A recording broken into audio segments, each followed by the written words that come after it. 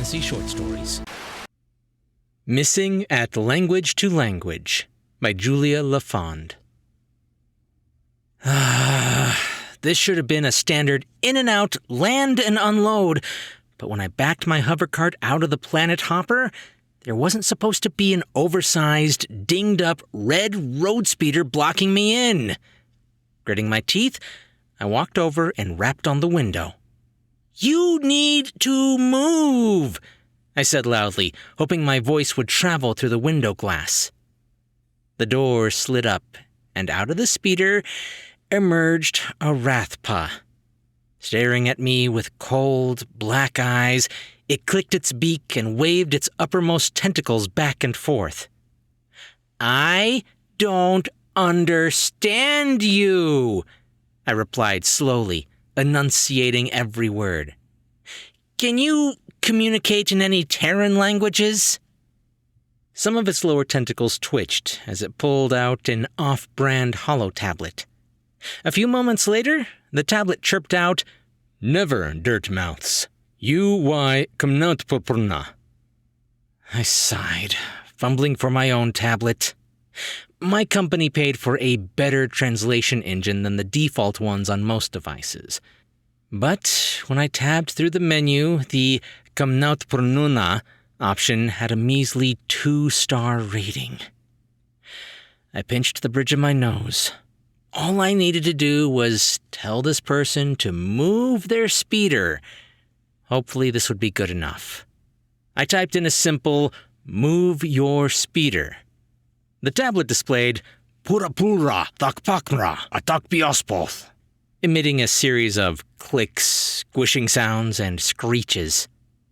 The Rathpa lashed its tentacles back and forth, moving in closer. I stepped back, instinctively shielding myself with my tablet. When they fell silent, my tablet rendered their monologue as, "Place is me to make great of side person for crate. Not thou me leave on noun for myself." Whatever that was supposed to mean, they weren't leaving, so this wasn't working. I hurriedly pressed the help icon to connect to a translation representative. A smiling human filled the screen. "Ta-da, translate. Aries here," she said brightly. "We hope you're having a happy stellar alignment fest, Miss Carter. How may I be of service?" I gestured towards the Rathpa as I sent over the video transcript of our attempted conversation up to now. "Can you please tell them to move their speeder? It's blocking my delivery ship." "Certainly." She cleared her throat and created sounds I never knew the human larynx was capable of. The Rathpa intertwined its tentacles, clicking and screeching. "What are they saying?" "He says," the representative replied brightly, "that he intends to grind your bones to powder." "What?" Aries looked aside, staring at a screen. I probably should have started with the transcript," she said chipperly. "He already told you that he wants to make you into mulch." To mulch? Hands shaking, I reviewed the transcript on my end. The auto text didn't sound anything like Amnupuatak means mulch. It got rendered as Amnoatak. Great. The vocabulary database really needs updating. Her smile didn't waver. I backed away slowly, trying to remember company protocols for threats of violence. The Rathpa was a good foot taller than me, and their tentacles were notoriously strong thanks to the high-pressure depths their species evolved in. If this wasn't just bluster, I'd be lucky to walk away. The Rathpa clicked out another message, and the representative responded in kind. "Now what?" "He asked if this is being recorded, since it would be my word against his otherwise," she replied promptly. "Recording is only an option for premium subscribers, and this is only a Plus account." How much for a premium account?" I asked urgently, stepping further back and trying to pull up the payment tab. My hands were shaking so much that I accidentally pulled up a calculator instead.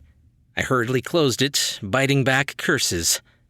It's on sale, so only a 10% increase on top of your current subscription.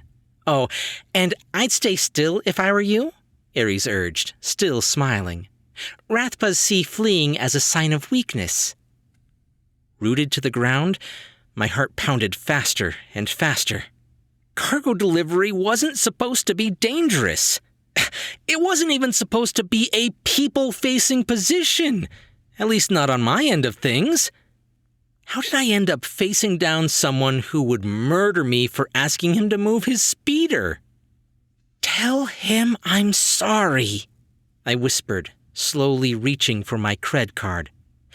I'll wait in the ship until he leaves. The representative relayed my words. According to the transcript. The Rathpa curled his tentacles tighter around himself, clicking his beak rapidly. That's a sign of aggression, she informed me. A show of strength. He says you're next, but your brittle bones won't be able to handle it. Beads of sweat rolled down my forehead. I couldn't speak or even move. My hand froze over the tablet. My only hope was Ares, who continued to exchange dialogue with him. Maybe she could convince him to stand down. He says you should get an burial site, sorry, she shrugged. He simply won't listen to reason. Is there anything else I can do to help? I see your payment form is incomplete. My head filled with a high-pitched humming noise. My legs trembled. I was going to faint. I couldn't faint. I had to run, or fight, or something. But my body wasn't listening to me. The Rathpa raised all his tentacles into the air, shrieking and clicking. Another Rathpa emerged from a nearby ship, barreling toward me. An accomplice. He had an accomplice. This was it. This was how I would die. My knees gave out. I curled into a ball, covering my head with both hands. I held my breath as their voices got louder and louder, bracing myself for their attack. This was it. This was how I would die. The doors slammed shut, and the road speeder roared away. I rose to my feet unsteadily, staring in confusion as the speeder shrank to a red dot on the horizon. They left. Why had they spared me? Stumbling back to my hovercart, I laughed giddily. It didn't matter. I was alive. Fire blast, muttered the translator. Slowly, I turned, each step as measured as my breathing as I retrieved my discarded holo-tablet. What did you just say? Fire blast, I'm glad you're safe, she replied hastily. Would you like to upgrade to premium in case something like this happens again? I'm all set to process, and I just need a cred number to... I ended the call. Instead of filling out the review form that popped up, I punched the Request Supervisor Review button. I hated being that customer, but something was wrong.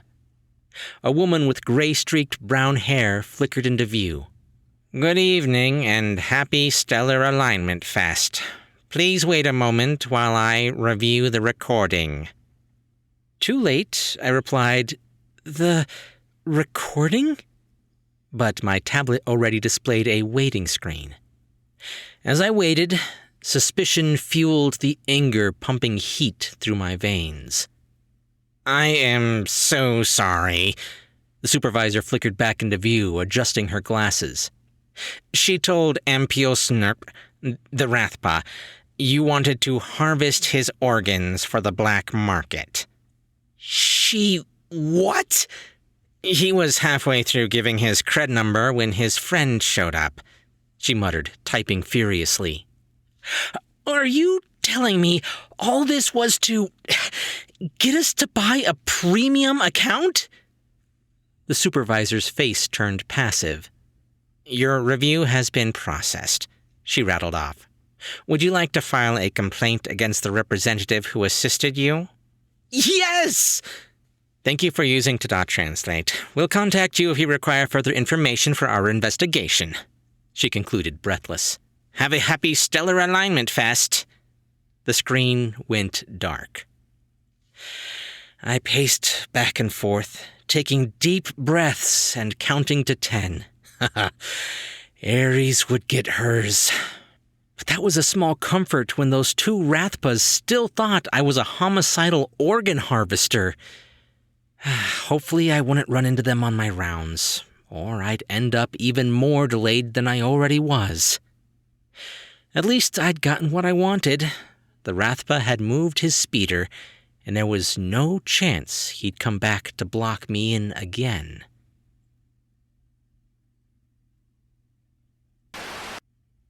Julia LaFond is a geoscience astrobiology PhD candidate at Penn State University.